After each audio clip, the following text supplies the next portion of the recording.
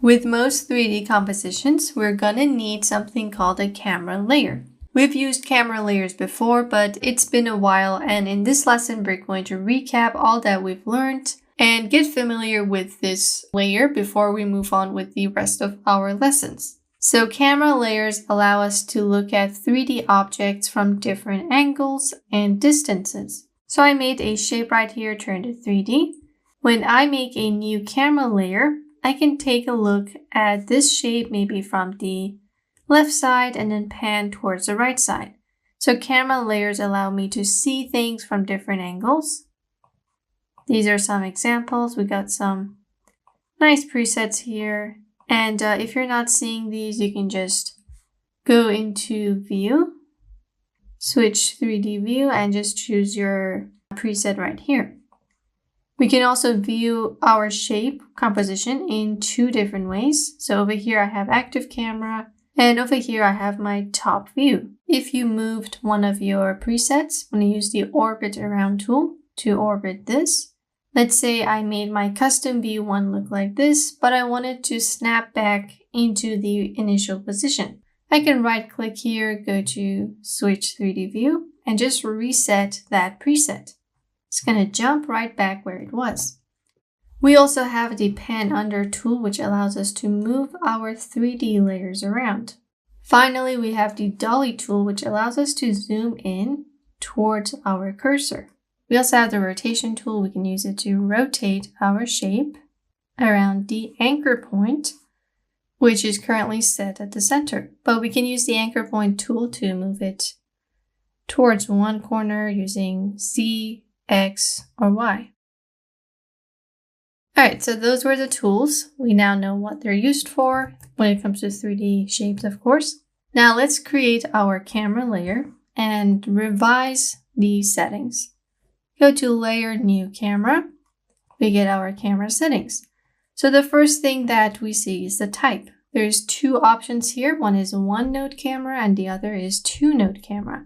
So one-node camera basically means that the camera will just turn around itself, while two-node camera has 2 points, meaning that it has its own point, but then it has another one, which is the point of interest.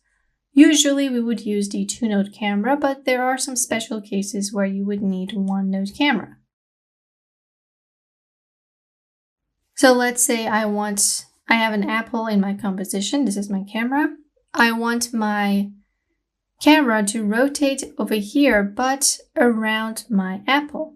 So using the two-node camera, it allows me to keep the distance between my lens and my apple while rotating around.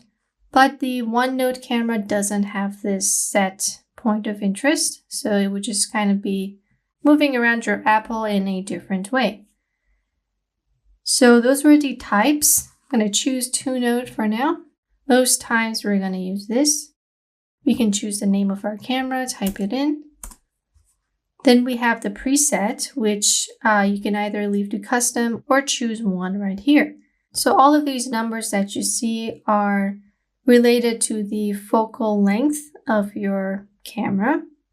By default, it would be on 35 millimeters. So when I change this, let's go to 15 millimeter. You can see that the angle of view is different. The zoom is different, and just the way the camera works will be different. Let's go to 200 millimeters. You can see now it's 10, 3762, and it's just looking different. The most common one that you would use is between 24 millimeter to 35 millimeter. But if you want a super wide camera, you would go for 15. And if you want a good zoom, you would go for 200 millimeters. So choose your preset based on what's happening in your composition. I'm going to stick with the classic 35 millimeter. We have something called zoom, which is the distance of the lens to the image plane. Thankfully, we have this picture that is showing us exactly what's happening. You can see the distance between our camera lens to the composition, which currently is this red square. So you would change this if you want, but when you choose a preset, it already gives you a number. And to go back to 35, this is the number I get. So that's zoom, and then we have angle of view, which is how wide your lens is. So the wider your lens, the wider the angle at which the camera sees your composition. It's kind of like real life cameras when we got wide angle lenses. We're gonna get everything in our scene when we have a wide angle. But when we bring this down to, let's say, 200, we're going to get a very short angle. So we're going to see less of what's happening because the angle here is pretty short. You can see when I use a zoom preset, like the highest amount of zoom, we get 10 degrees.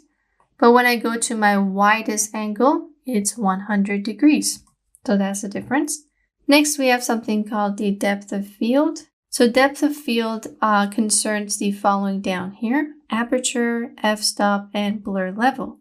We can change this even after creating our camera.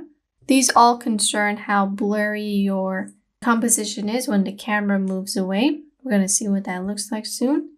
So we have two things down here called focal length and focus distance. Focal length is the distance between the camera's plane, which is here, to the camera lens. Focus distance is the distance between the lens to whatever is happening in your composition. So that's what these two are. We can change the units. You can go for pixels, inches, or millimeters. Millimeters is the most common one. I'm going to leave it there. And then we have film size. It's the distance from your sensor, the camera sensor, to the camera lens. You can decide whether you want to measure it vertically, diagonally, or horizontally. So horizontal would be like this, vertical, diagonal. If you're not sure what settings you should put for all of these, just stick with one of the presets. I will stick with 35 millimeters, then hit OK. So now in our custom view, we get this box that gives us the camera and the point of interest. I'm going to make another one. Another camera, turn it to 35 millimeters, and let's see where that went. I'm going to turn off camera 1. I'm going to name this new camera, camera 1 node. Change the color into yellow so you can tell the difference. So our 2-node camera has the box down here, but it also has this middle line that I'm sure you can see, which is the point of interest. On the other hand, the 1-node camera has the same box, but it doesn't have that point of interest. So if you have a center point in your composition, you would want to use the 2-node camera because you can just set this anchor point exactly on your main subject. So that's what it looks like from a glance. I'm going to delete 1 node, and we can now move this camera around our shape. Just click on this box and move it around.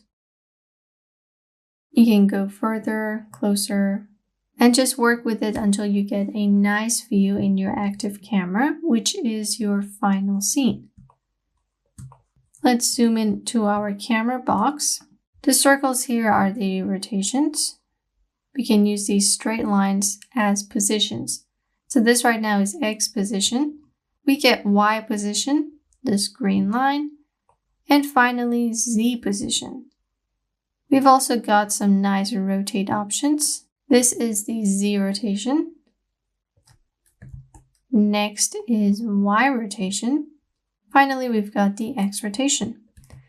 So you can use the gizmo right here, the handles are called the gizmo, to work with the way your camera sees your shape. Let's open up the camera and look at the options we've got. So we have the point of interest that we talked about. You can set this onto your subject. I'm going to duplicate this and make another one. You can see that my cyan shape is further away from my red shape. If I switch to top view, we can see the distance. Red, cyan. So I can set my point of interest to focus on one of these shapes. Grab my anchor point tool and I can just maybe set it, let's turn off snapping, set it onto my cyan shape. So it's going to be moving towards that position. set it onto your other shape, it's going to do the exact same thing. It's going to be prioritizing that new anchor point. All right. Next, we got the position, which we talked about. We got X, Y, and Z. Then we got the orientation. This is X. Let me zoom out here so you can see exactly what's happening. This is X. This is Y. And this is Z. Then we've got the X rotation, Y rotation, and Z rotation. Now, the reason why we get similar movement in orientation and the other three rotation is because with rotations, I can put cycles. So maybe I want my camera to spin on the y-axis 1 full cycle. So I'm going to go in 3 seconds, type in 2, and create 2 cycles for Y rotation. So as you can see, it goes once and twice. But with orientation, we cannot create cycles. The highest number I can put for orientation in Y is 300. So I can only go for 1 cycle. And as you can see, I only get from 0 to 360. But if I use these guys separately, I can maybe have it spin around the x-axis 3 times, 4 times, and that will be easier when we're making keyframes. So those were the positioning. So for our camera, let's go ahead and see the camera options and how these affect our final production. See you guys in the next part of this lesson.